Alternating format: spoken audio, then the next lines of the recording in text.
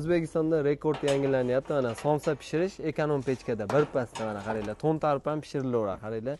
Mana bu o'zini olov o'zi chiroyli holatda pishadi ichi.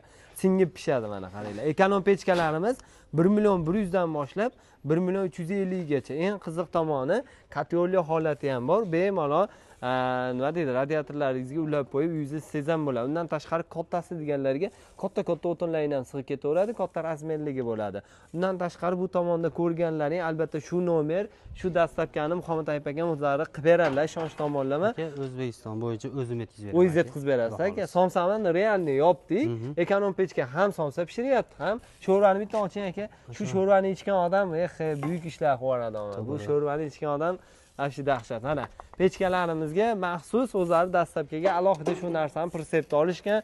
Voha tomonga bemalol shu Cobaltda nechta yuklanadi aka? 60 ta aka. 60 ta ketaveradi. Xo'p, briketdan nechta ketadi dedi?